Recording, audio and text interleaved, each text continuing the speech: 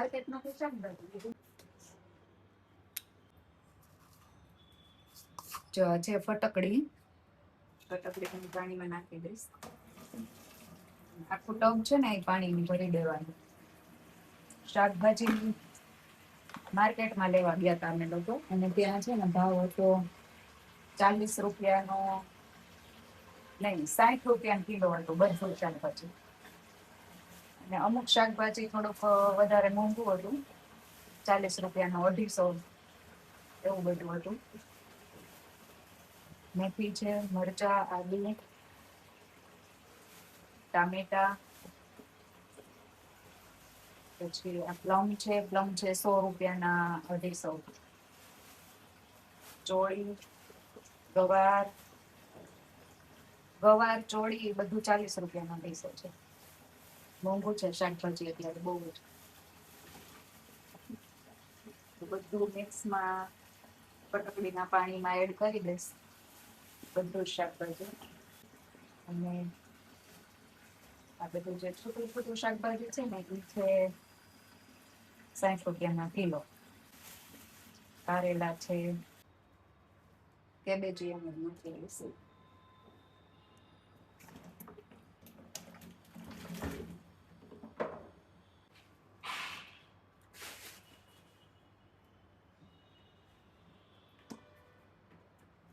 આમાં ઓલમોસ્ટ બધું શાકભાજી આવી ગયું છે. બટેટા અને ડુંગળી એ મેં હમણાં નથી લીધા, કેમ કે 2 દિવસ પહેલા જ લીધા હતા એટલા માટે. ફટકડીના પાણીમાં આપણે વોશ કરી નાખવું ને એટલે બધો મેલ હોય ને કપાઈ જાય. આમાં કોઈ બેકિંગ સોડા નાખવું હોય, કોઈ મીઠું નાખવું હોય, હું ફટકડી નાખું. આ બધા જબલા છે ને એ કંઈક ભરવા માટે આપણે સ્ટોર કરીએ. તો ચોળીને એવું હું નથી પલાળતી, કેમ કે ફોલવાનું જોઈએ છે સીધું. અને આ મેથી છે, મેથી ને હું ધોતી નથી હમણાં, જ્યારે યુઝ કરું ને ત્યારે જ ધોઉં છું.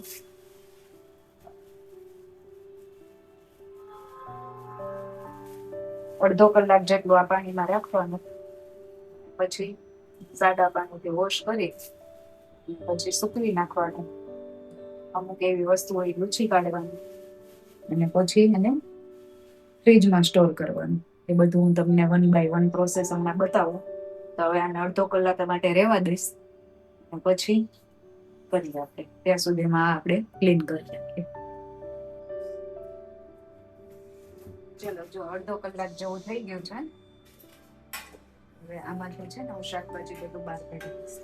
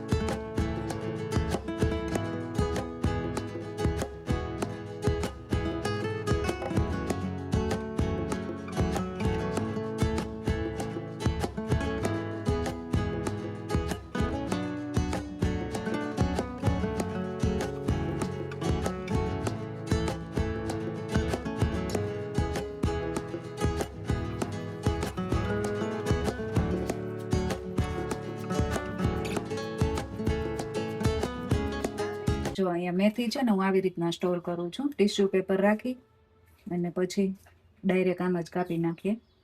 જ્યારે યુઝ કરવી હોય ને ત્યારે ધોવાની. અને આ ચોળી ખોલીને સ્ટોર કરી દીધી છે, એટલે ડાયરેક્ટ શાક વઘારી નાખવાનું. હું ધાણા આવી રીતના સ્ટોર કરું છું, કાપતી નથી, એ તો ખાલી સીધા એમને જ સ્ટોર કરી દઉં છું.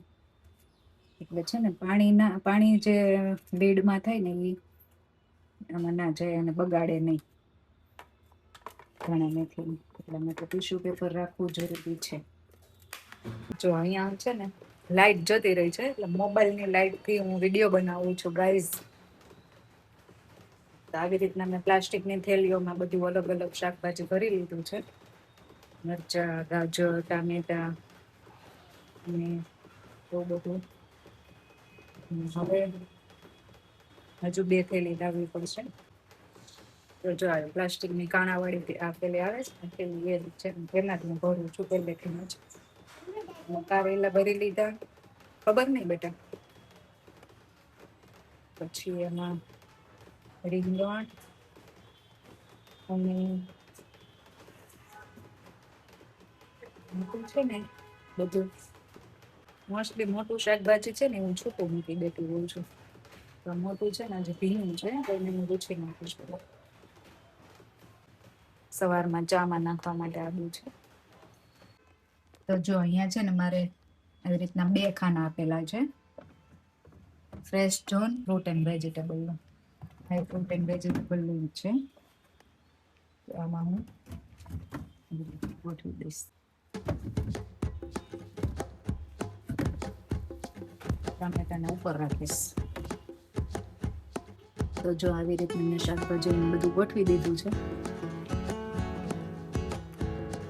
જે ભીંડો ને એ છે ને એ બધું મારે સુકવવું પડશે, પછી લૂછી અને પછી ભરી દઈશ. આ બધું શાકભાજી છે ને મેં અહીંયા સુકવી દીધું છે. અને પાણીને પેલું થઈ જાય ને પછી લૂછી અને ભરી લઈએ. ગુવાર, ભીંડો અને टिंडोड़ा છે, प्लेट में ऊपर रखने सुखा दिया है। तो गाइज मैंने आपको कल दिखाया था कि मैं सब्जी कैसे स्टोर करती हूँ फॉर 1 वीक एंड तो कल नाइट को लाइट चली गई थी तो मैंने आगे का शूट नहीं किया था। तो आज मैं आपको दिखाती हूँ वो जो मैंने यहाँ पे सब्जी रखी थी वो मैंने सुबह क्लीन करके बैग में भर लिया था। और मैं लहसुन, प्याज और नहीं सारी और आलू कैसे रखती हूँ वो आपको दिखाती हूँ और फ्रूट कहाँ रखती हूँ वो भी आपको दिखाती हूँ। तो चलो देखते हैं। जैसे कि आपने आगे देखा है मेरे होम टूर में, ये है मेरा वॉश एरिया। तो मैं प्याज, लहसुन और आलू यहाँ पे रखती हूँ। देखो इसमें आलू है, इसमें प्याज और लहसुन है, इसमें लहसुन भरा हुआ है। तो यहाँ पे वॉश एरिया में मैं रखती हूँ। यहाँ पे हवा आती है, आती जाती रहती है। इधर डोर से यहाँ पे खुला है तो अच्छा रहेगा, इसलिए मैं उसको फ्रिज में नहीं रखती हूँ आलू को। कोई कोई फ्रिज में भी रखता है लेकिन मैं नहीं रखती हूँ। और फ्रूट्स भी कोई लोग फ्रिज में रखते हैं बट मैं यहाँ पे रखती हूँ डाइनिंग टेबल पे। ये मेरा छोटा वाला बास्केट है, इसमें मैं रखती हूँ। और इससे ज़्यादा फ्रूट होते हैं ना तो मैं थोड़ा बड़ा वाला बास्केट यूज़ करती हूँ, जो मुझे गिफ्ट हैम्पर में मिला था वो वाला। तो ये था मेरा वेजिटेबल स्टोर करने का तरीका जो मैंने आपको बताया। तो आप लोग कैसे करते हो स्टोर, आप मुझे बताना कमेंट करके।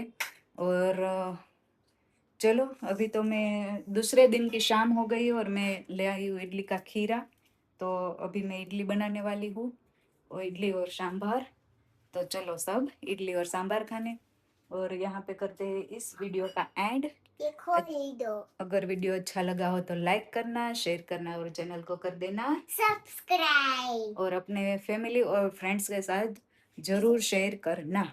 बाय। तब तब तक करिए बाय बाय। जय श्री कृष्ण। जय श्री कृष्ण। जय माता जी।